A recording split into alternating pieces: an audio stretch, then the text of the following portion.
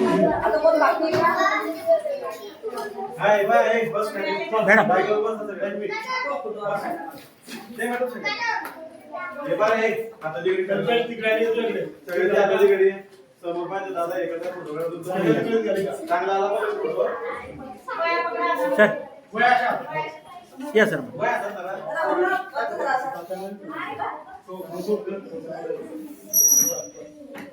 हा असं सरळ अशा समोरची बाजू दिसते का? अशी हा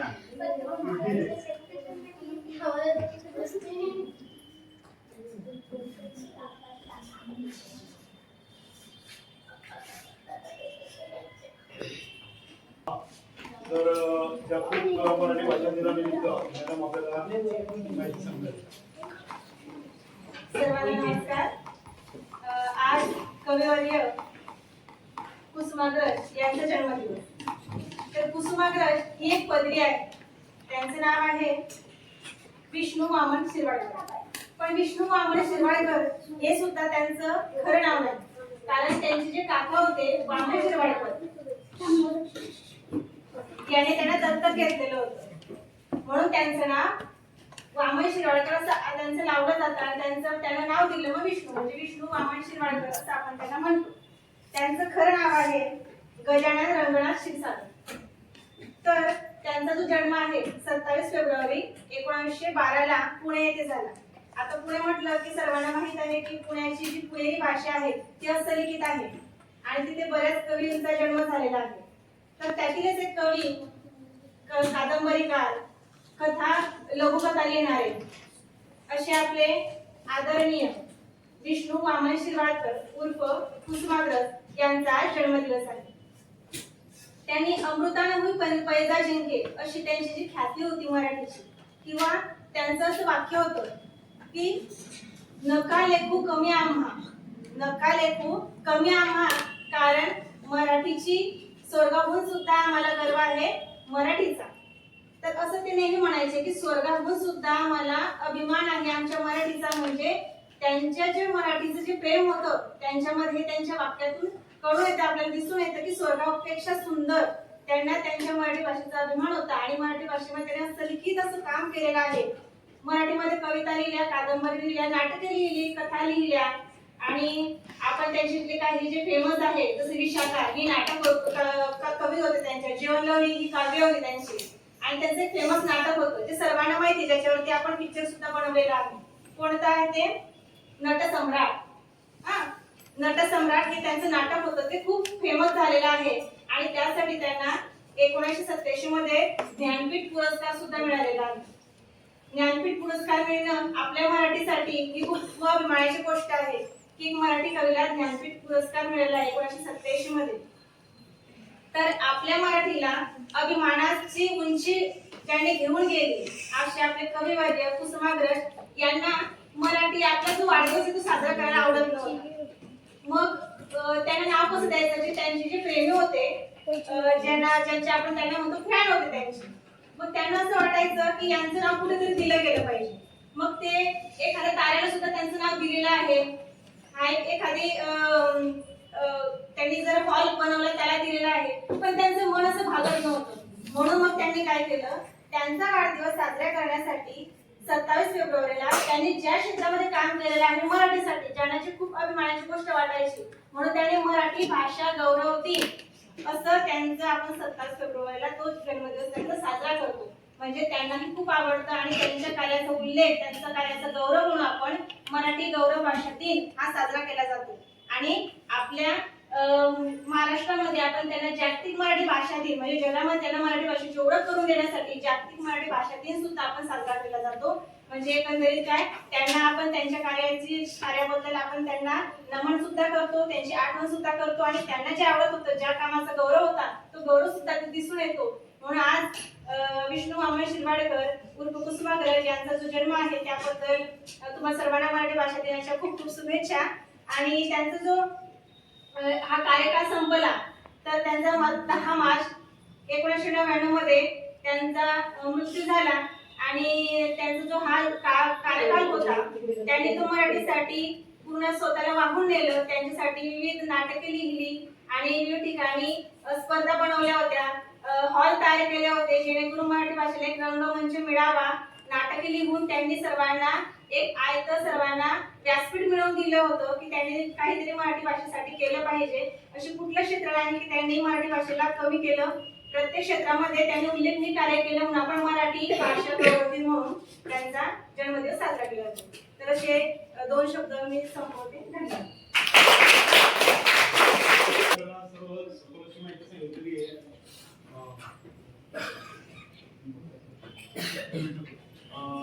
माननीय मोहनदादा सरस्वत यांना विनंती करतो की त्यांनी आपलं.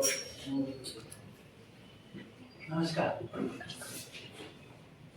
मी मोहन सारस्वत. मी सुद्धा याच जिल्हा मराठी शाळेत शिकलो आहे, तिथे जुनी शाळा होती मराठी शाळा. त्या शाळेत मी 1ली ते 4थी पर्यंत शिकलो. त्यामुळे आज मी मराठीत शाळेत शिकल्यामुळे उच्च शिक्षण घेऊ शकलो आणि समाजात तुमच्या समोर उभा राहू शकलो केवळ मराठीमुळे. मी इंग्रजी माध्यमात शिकलो नाही, परंतु 5वी पासून इंग्रजी मिळत होतं आम्हाला. 5वी ते 10वी इंग्रजी शिकायचो. नंतर 11वी पासून मी सायन्समध्ये गेल्यामुळे इंग्रजीत शिकावं लागलं. इंग्रजी शिकायला वाईट नाहीये, परंतु मराठी आहे. तुम्ही एकमेकांशी बोलता कोणत्या भाषेत बोलता? मराठीतच बोलता. कधीही भेटले की तुमचे वडील काकांना काय म्हणतात? राम राम म्हणतात. हॅलो म्हणता का? कारण गोडवा कशात आहे? मराठी भाषेत. त्यामुळे मराठी भाषेत आपण जितकं प्रेमाने गोडवाने आपल्या आईशी, बहिणीशी, मावशीशी बोलू शकतो तेवढं इंग्रजीत बोलू शकतो का? त्यामुळे मराठी ही सक्तीची झाली पाहिजे अशी सगळ्यांची इच्छा आहे आणि शासन सुद्धा त्या दृष्टीने आता प्रयत्न करत आहे. फक्त दुर्दैव असं की आपल्या मराठी शाळेत आता शिकणाऱ्यांची संख्या कमी झाली आहे. कारण प्रत्येक पालकाला वाटतं की माझा मुलगा, माझी मुलगी इंग्रजी माध्यमात शिकली पाहिजे. तो भलेही 4 चौघात भाषण देईल की मराठी वाढली पाहिजे, झाली पाहिजे, पण स्वतःच्या मुलाला पाठवता राहतो नाही पाठवत. तर हे जोपर्यंत घरापासून सुरुवात होते मराठीची, तोपर्यंत ही परिस्थिती सुधारणे शक्य नाही. तरी सुद्धा आपण इतक्या संख्येने आज मराठी शाळेत शिकत आहात याचा मला फार अभिमान आहे. तुम्हाला सर्वांना मी मराठी दिनाच्या शुभेच्छा देतो. मला या ठिकाणी बोलवलं, आपल्या गुरुजनांचा, शिक्षकांचा मी आभारी आहे. धन्यवाद. बघा, दादांनी खरं सांगितलं की मी मराठीतून शिकलो आणि आज रोजी जर आपण आज गावांच्या वयाची मंडळी जर बघितली तर सर्व आपल्या मातृभाषेतून मराठीतून शिकलेली लोकांनी आज खूप प्रगती केली. असं नाही की मराठी माध्यमातून शिकलेले मुलं इंग्रजीमध्ये पुढे मागे पडतात, मुळीच नाही. आपला एक हे असतो, एक गोष्ट असते, जेव्हा काही आपल्याला तुम्ही किती इंग्लिशमध्ये बोलत असला तरी सुद्धा जेव्हा आपल्याला एखादं संकट येतं किंवा आपल्याला एखादं ठेस लागते किंवा काही आपल्याला दुर्दैव काही ओढ अचानक संकट येतं तेव्हा आपण आपल्या मातृभाषेतूनच बोलतो. आई ग, ओ बापरे, हेच बोलतो ना. म्हणजे शेवटी जेव्हा आपल्याला काही संकट येतं, काही होतं, तेव्हा आपण आपल्या मातृभाषेला विसरत नाही. तुम्ही किती इंग्लिशमध्ये बोलता असो. दादांनी खरोखर तो अनुभव जो सांगितला की खरं मराठी भाषेतून शिकून आज इथपर्यंत मी पोहोचलो, तसं तुम्ही सुद्धा कुठे कमी पडायला नको आणि मराठी माध्यमातून शिकलेली व्यक्ती पुढे मागे पडते असं पण नाही. आणि एक माझ्या जीवनात छोटासा प्रसंग सांगतो. दादांना माहिती म्हणून जेव्हा डीएड झालो तेव्हा आपण जिल्हा परिषदेला किंवा इकडे जागा आपण जिल्हा परिषद लागू असतो. पण सहज मी Jalgaon saint Joseph convent English medium school होती, तिथे सहज इंटरव्ह्यू कसा असतो हे शिकण्यासाठी पहिलाच इंटरव्ह्यू कसा आहे, कसे इंटरव्ह्यूला कसे प्रश्न विचारतात, काय करावं लागतं, आपल्याला काय तयारी करावं लागेल. डीएड माझं नेमकं झालेलंच होतं, अजून काहीच नाही. एखादी महिन्यातच तो इंटरव्ह्यूला गेलो मी आणि तिथे बघितलं आणि त्यांनी मला जॉईनिंग करून घेतलं. पण विद्यार्थी मित्रांनो, जेव्हा माझ्याकडे मराठी आणि हिंदी मराठी आणि हिंदी 2 विषय मला दिले होते, तर मराठी आणि हिंदी या विषयांमध्ये जेव्हा मी 8वी 9वी 10वीचे जेव्हा मुलं बघितले त्यांना धड मराठी पण येत नाही आणि धड इंग्लिश पण जमत नव्हतं. ही आपली मध्यमवर्गीयांची परिस्थिती. आणि हे मुलं आई वडिलांच्या एकमेकांच्या स्पर्धेमुळे ते वर्गामध्ये बसलेले असतात. लोकांना वाटतं हा त्यांचा मुलगा पुढे जातो त्या शाळेत 10,000 रुपये फी घेतात, नाही आपला मुलगा 15,000 फी घेणार शाळेत. ही शाळा झाली, ही लागलेल्या पालकांची स्पर्धा, त्याच्यातून मरण होते आपलं मुलांचं. म्हणजे अक्षरशः मुलं घडतात 8-9 मुलं त्यांना पूर्ण मराठी पण जवळ आणि इंग्लिश आणि त्या अनुभवातून आणि आपल्याला मातृभाषेबद्दल असणारं प्रेम मी माझ्या आणि बोलतो मुलगा आणि माझा मुलगा दोघेही क्लासमेट आहे, आम्ही मित्र आहे. तर मराठी माध्यमातून शिकलो. नूतन मध्ये शिकले, मराठी माध्यमातून शिकले, मराठी माध्यमातून शिकून आज एक इंजिनिअर झाला, आता डॉक्टर झाला, माझा मुलगा सुद्धा इंजिनिअर जॉईन झाले. म्हणजे मराठी कोणी कमी आहे का? मुळीच नाही. म्हणून आपण मराठी माध्यमाला, मराठी भाषेला कमी लेखू नाही. तर मराठी ही खरोखर खूप उच्च दर्जाची भाषा आहे. पण आपणच लोक आपल्या भाषेला इंग्रजीच्या प्रेमापोटी, मराठी आपली माय आहे पण आपण मावशीचं जे प्रेम इंग्लिशचं ते आपल्याला जास्त आवडतं, ते काही लोकांना आवडतं. पण मराठी कधी कुठे कमी नाही. आणि दादा आले, दादांनी आमच्या विद्यार्थ्यांसोबत संस्कृत केलं, त्याबद्दल मी दादांचे आभार तर मानणार नाही, पण दादाचं मी ऋण व्यक्त करेल की आमच्या मुलांना तेही कळलं की मराठी माध्यमातून शिकून दादा इथपर्यंत पोहोचते. दादा सगळं व्यक्तिमत्वामुळे आम्हाला सुद्धा कॉलेजमध्ये असताना बरं का, आजकाल कॉलेजची मुलं बघितले तुम्ही चौकुंडे बघा, कॉलेजच्या चौकुंडे असतील, गेटवर असतील, तुमच्या गावातले असतील, तिथे पुढ्या खाणं थुंकणं हे असे कमी कामं करणारे, बरोबर. पण एक गोष्ट ही सांगतो की आम्हाला त्याचा जरा राहता होता की आम्ही कॉलेजमध्ये कधी बेशिस्त वागलो नाही. आज कॉलेजची जर परिस्थिती बघितली तर कॉलेजची परिस्थिती आज आपली 6वी-7वी हायस्कूलची मुलं आहे तशी. कॉलेजला आम्हाला पवार मॅडम एस वाय ला असताना मारायच्या, मॅडमांचा आम्ही मार खायचो. पवार सर टीवायचा मुलगा असो कुणी असो, एवढंच नव्हे तर आमचे अशोक पैलवान भाऊ होते, ते त्यांना सुद्धा सर्व मुलं घाबरायचे.